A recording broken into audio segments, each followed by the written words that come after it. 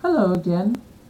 Here I am, Angela, and I'm here to tell you yet another story. Today's story is called Lara. The sun is shining and most people are lightly dressed, everyone except one girl who is standing apart in front of the entrance of North Valley High School. She wears a headscarf and she somehow looks like she doesn't belong here. I don't think much of it and just go into my classroom before the bell is ringing.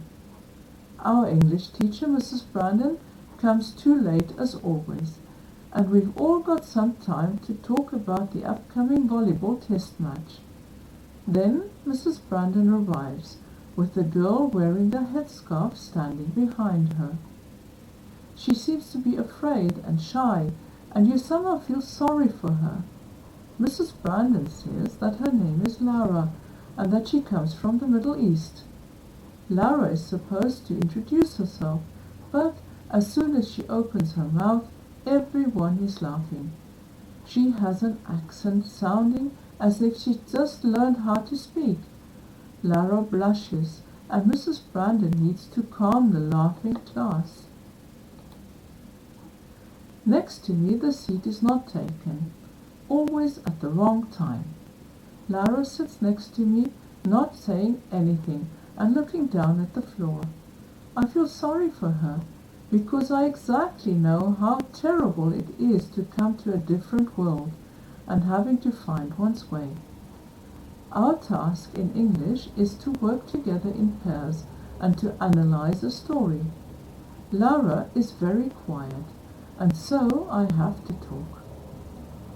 The longer I watch her, the more beautiful she seems to me. Her jewelry is exotic and shining in the sun. She has the darkest eyes I've ever seen. I try to teach her some words, and that's why she and I finish last.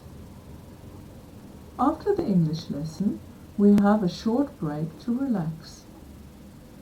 Just when I've found a good place in the shadow, Mrs. Brandon walks towards me, asking whether I can help Lara with homework after school. Thinking about it, I accept it, because I somehow think she's interesting. After the break, Mrs. Brandon gives Lara's address and her number to me. Looking at it, I wonder because this address is in fashionable Beverly Hills. 2 afternoons later, I stand in front of a big house in the middle of Beverly Hills. A little woman opens the door, wearing a dressy garment. She gives me a warm welcome, and I immediately feel comfortable.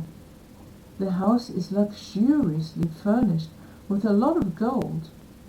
In the center of the house, there are boards hanging with letters on it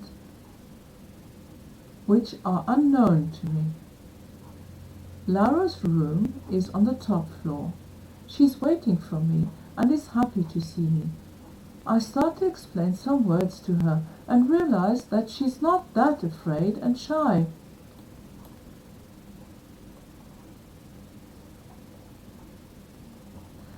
The longer we talk with each other, or at least the longer we're trying to talk to each other, the more fun it is to be with her. After about 2 hours, I ask her where she comes from, and she tells me that her father and her family came to live here because he works in an embassy. She tells me that she wears a headscarf and it's part of her culture. The more she tells me about it, the more I understand her and her views. I stay until late at night and we talk with each other. The next day, at school, we sit next to each other, and I notice just now that everyone's staring at her as though she were a monster. This continues in PE, and when she falls, everyone laughs at her. I run up to her and help her up when I see Chloe, the captain of the cheerleading group, coming right up to us saying that she thinks it is silly that Lara is still wearing a headscarf in such a modern world. Lara blushes and starts to stutter, whereupon I get angry at Chloe and begin to scream at her that she should tolerate other cultures and that she might not like everyone, but that she has to tolerate and accept other people.